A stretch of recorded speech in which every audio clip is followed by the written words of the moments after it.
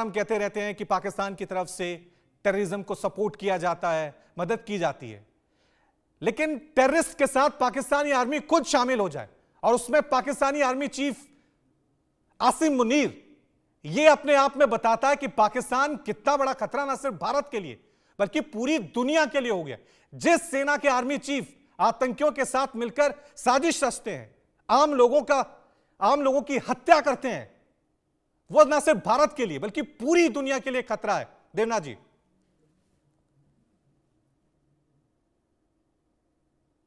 हमेशा टेररिस्ट को, चाहे वो किसी भी टेरर ग्रुप के हों, आजकल हम ज्यादातर जैश ए मोहम्मद, लश्कर तौबा का नाम सुनते हैं, लेकिन पाकिस्तान में कम से कम 18 ऐसे टेररिस्ट ग्रुप हैं जिनको पाकिस्तान की अलग अलग सरकारों ने अलग अलग समय पर ट्रेनिंग दी, पैसा दिया, हथियार दिया और शेल्टर दिया। ये सब आतंकवादी जो ग्रुप हैं, इनको पाकिस्तान अपनी स्टेट पॉलिसी का एक हिस्सा मानता है। दुनिया में शायद पाकिस्तान कुछ ही उन गिने चुने देशों में से हैं जहां आतंकवादियों को जो स्टेट है यानी जो सरकार है वो अपने हथियार के हिसाब से इस्तेमाल करती है, वो भी खुलेआम।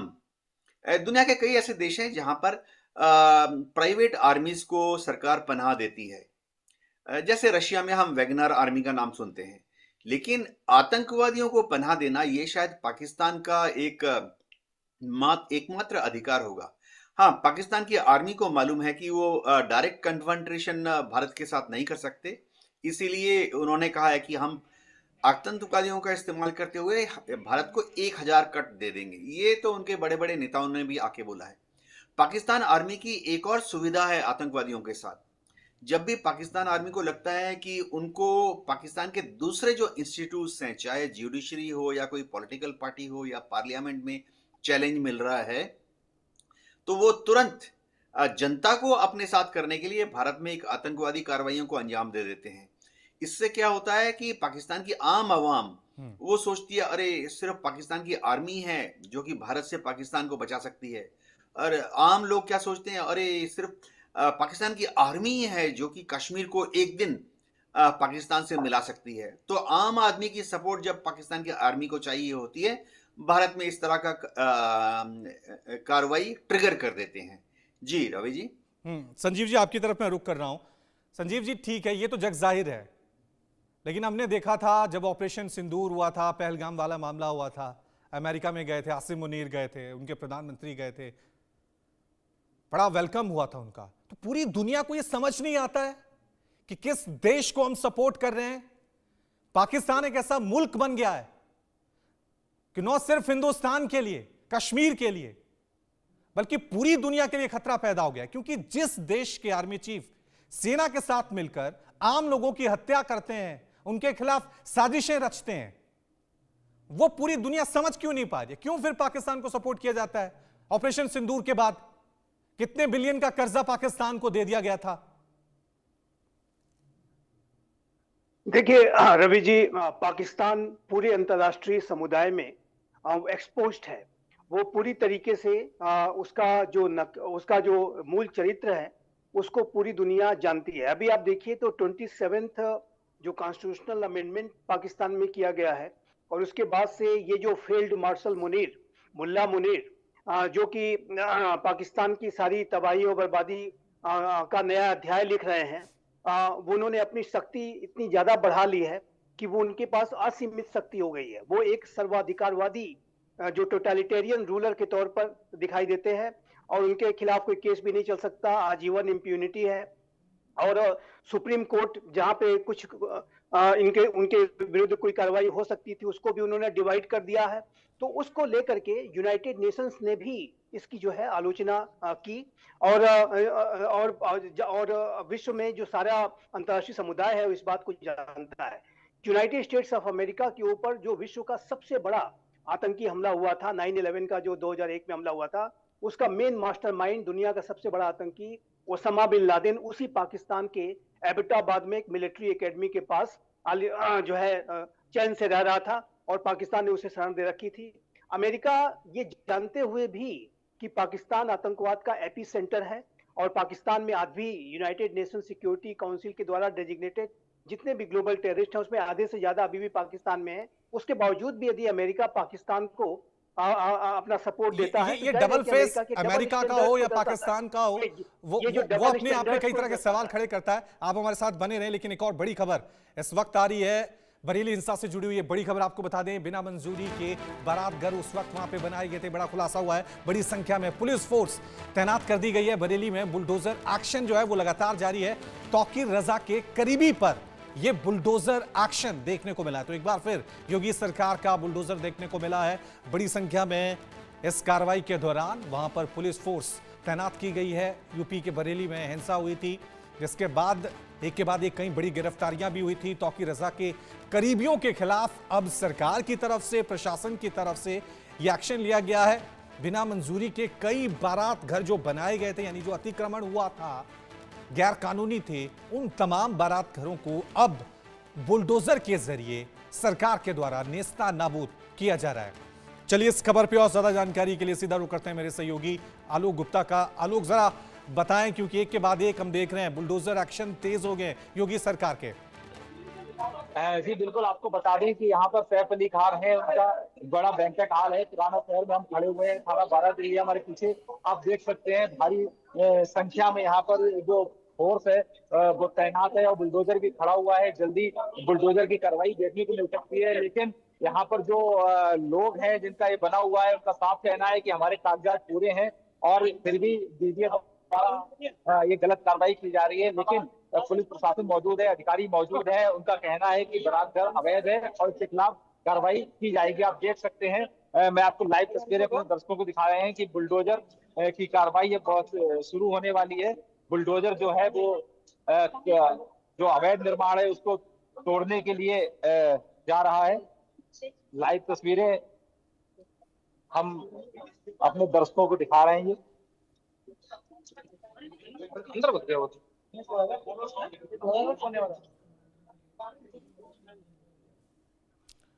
तो ये तस्वीरें हम आपको दिखा रहे हैं किस तरह से अवैध निर्माण के खिलाफ वहां पर योगी सरकार का ये बुलडोजर देखने को मिला है। बरेली में जो हिंसा हुई थी उसके बाद सरकार सख्त हुई थी। प्रशासन की तरफ से कई कड़े एक्शन लिए गए थे। तौकीर रजा के साथ कई लोगों को गिरफ्तार किया गया था। तौकीर रजा के जो करीबी हैं, उन्होंने जो अवैध निर्माण किया है, जो बारात घर बनाए गए हैं, वहां पर अब बुलडोजर एक्शन जो है वो शुरू हो गया है। आलोक, हम देख रहे हैं बुलडोजर एक्शन को लेकर कई बार सुप्रीम कोर्ट तक ने टिप्पणियां की थी, कई तरह के मामले चले थे। लेकिन यूपी में बदस्तूर बुलडोजर एक्शन लगातार जारी है कि किसी तरह से कानून व्यवस्था के साथ कोई भी खिलवाड़ किया गया तो योगी सरकार बुलडोजर एक्शन से हिचकेगी नहीं, पीछे हटेगी नहीं। आलोक जी बिल्कुल, जैसा कि बता दें, तौकीर रजा ने जो वैसे बरेली का माहौल खराब किया था, उसके बाद बीडीए लगातार अपनी कार्रवाई कर रही है और उन्होंने 26 अवैध ऐसे निर्माण थे जिनको सील कर दिया था। उसके बाद लगातार अवैध निर्माणों को तोड़ने की कार्रवाई की जा रही है। अभी कुछ दिन पहले ही आपने देखा था उनके एक करीबी मोहम्मद जो है, उनका बैंकेट हॉल और उसी के साथ साथ जो 4 मंजिला बिल्डिंग थी उसको भी धराशायी कर दिया गया था। उसके बाद आज अचानक बीडीए का पूरा अमला प्रशासनिक अधिकारियों के साथ यहाँ पर आ गया और यहाँ पर जो अवैध बैंकेट हॉल बना हुआ है, ऊपर उसमें मकान बना हुआ है, उसको तोड़ने की कार्रवाई बस कुछ ही चंद ही मिनटों में शुरू होने वाली है। और जाहिर सी बात है, हम देख रहे हैं कि काफी लोगों की भीड़ भी है, तो लोगों का क्या रिएक्शन है? क्योंकि हमने देखा है कई इस तरह के बुलडोजर एक्शन जब होते हैं आलोक, तो जो स्थानीय लोग हैं इसका विरोध करते हैं। अभी क्या तस्वीरें आप देख पा रहे हैं वहां पे? जी बिल्कुल, जैसा कि अभी हमने वीडियो के माध्यम से आपको दिखाया है कि यहाँ पर जो तमाम ऐसे लोग हैं, भीड़ थी, महिलाएं थी जो यहाँ पर आ गई थी, उसका विरोध लगातार कर रही थी। लेकिन पुलिस ने मकान के अंदर उनको सबको भेज दिया है और भरोसा दिलवाया है कि जो अवैध निर्माण है उसको ही तोड़ा जाएगा, बाकी उनका जो सही निर्माण है उसको नहीं तोड़ा जाएगा। अब देखते हैं फिलहाल कि अब पुलिस और प्रशासन क्या कार्रवाई की जाती है। अभी तो बुलडोजर आ चुके हैं, देखने में आएगा कितनी देर बाद बुलडोजर की कार्रवाई शुरू होती है। क्योंकि 73 और जो तौकीर रजा के और करीबी थे उनके खिलाफ कार्रवाई की गई है, यानी ये सिलसिला बदस्तूर अभी और भी जारी रहने वाला है। आलोक जी बिल्कुल, जैसा कि अभी देखा जाएगा 26 निर्माण जो अवैध थे जो उनको सीलिंग की कार्रवाई की गई थी, उनमें बस अभी महज 10 अवैध निर्माणों को ही तोड़ा गया है। कि 16 ऐसे अवैध निर्माण और हैं जिनपे कार्रवाई होनी है, जिनकी सीलिंग की कार्रवाई हो चुकी है, उनपे बुलडोजर की कार्रवाई अभी और देखने को मिल सकती है।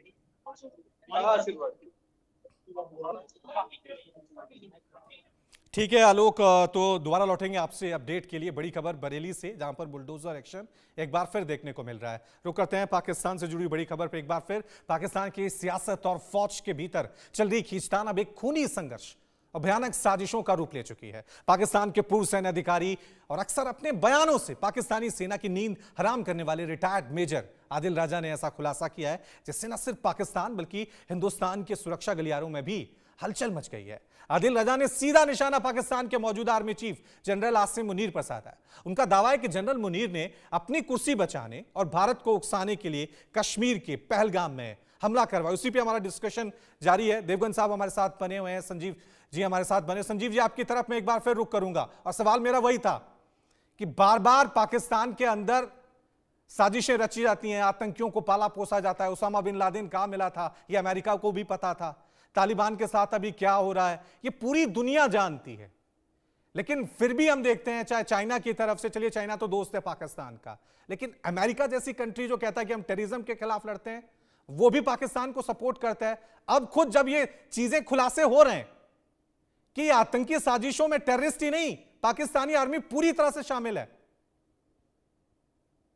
जी जी, देखिए ये बात बिल्कुल स्पष्ट है कि यूनाइटेड स्टेट्स ऑफ अमेरिका के पाकिस्तान के आतंकवाद के संदर्भ में जो उसकी नीति है उसमें डबल स्टैंडर्ड्स हैं, उसमें दोहरा चरित्र स्पष्ट रूप से दिखाई देता है।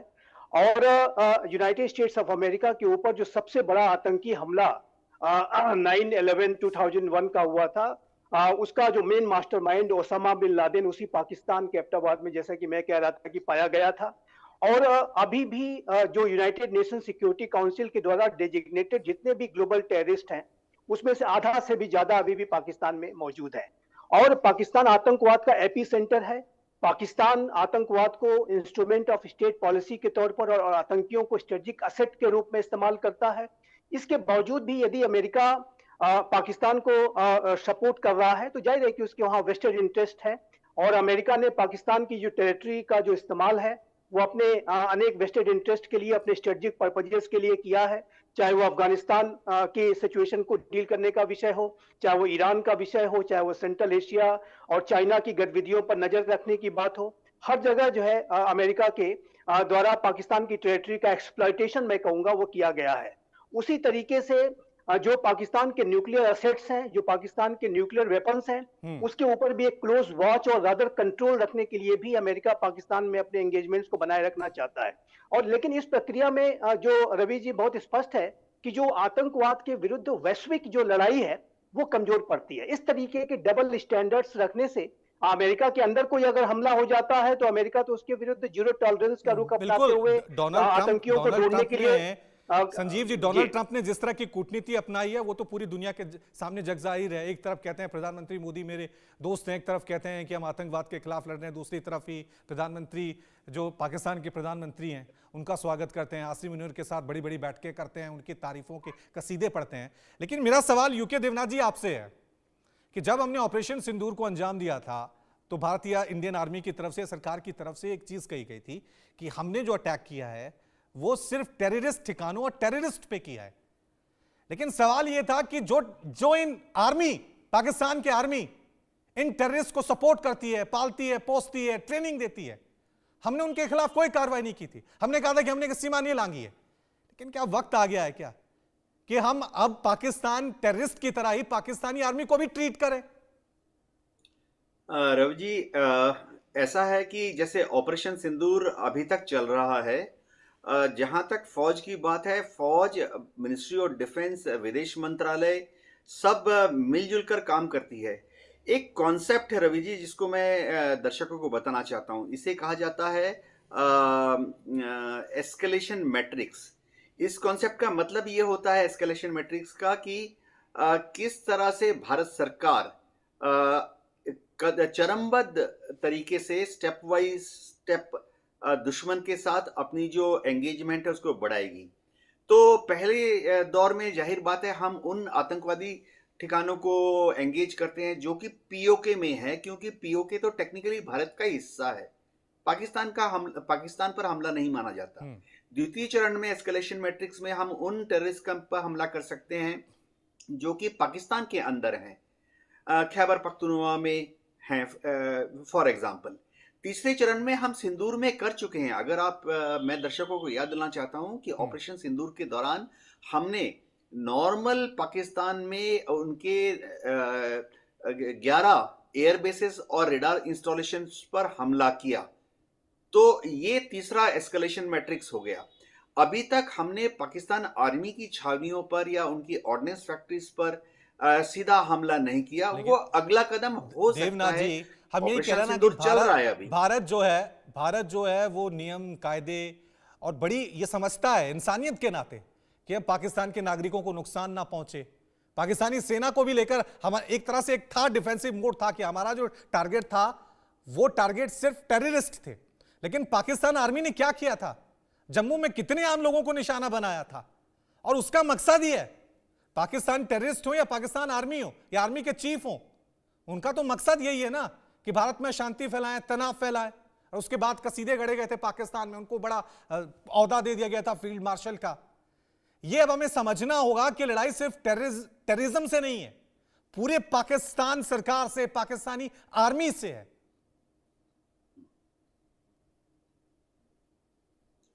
जी हाँ रवि जी, पाकिस्तान की आर्मी जो है वही पाकिस्तान को चला रही है। अगर भारत को पाकिस्तान को एंगेज करना है तो जाहिर बात है एक समय आएगा जब भारत को पाकिस्तान की आर्मी को एंगेज करना पड़ेगा, चाहे वो लड़ाई के मैदान पर ही क्यों ना हो। पाकिस्तान धमकाता है कि अगर एक इस तरह का हमला भारत ने किया, general war, all out war, तो फिर वो अपने न्यूक्लियर हथियारों का इस्तेमाल कर सकता है। लेकिन भारत ने उसकी इस गिदड़ भपकी से पहले ही हवा निकाल दी। हमने सिंदूर में देख लिया कि जब हमने उनके हवाई अड्डों को तबाह किया, उनके इलेक्ट्रॉनिक वॉरफेयर एयरक्राफ्ट को 300 किलोमीटर अंदर शूट डाउन किया, तो उनके न्यूक्लियर हथियार धरे के धरे ही रह गए।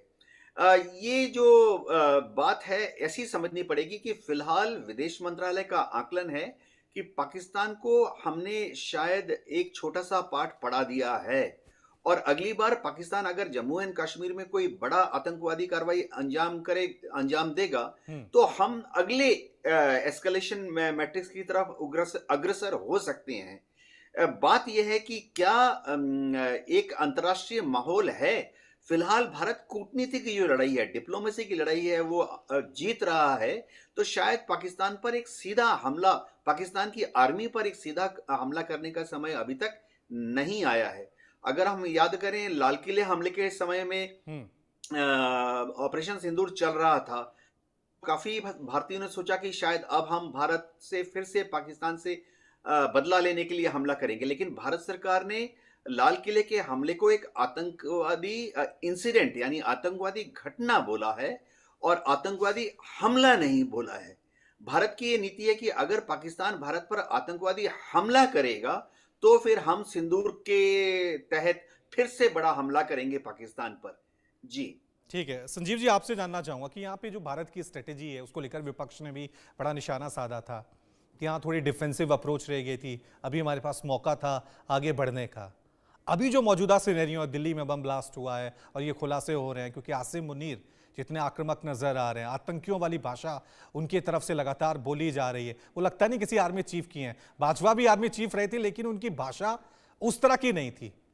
आसिम मुनीर की जो भाषा है, और उसके बाद रक्षा मंत्री राजनाथ सिंह का वो बयान कि सिंध जल्द ही भारत का हिस्सा हो सकता है, ये तमाम बयान भारत की कूटनीति की तरफ से, डिप्लोमेसी की तरफ से क्या मैसेज देते हैं?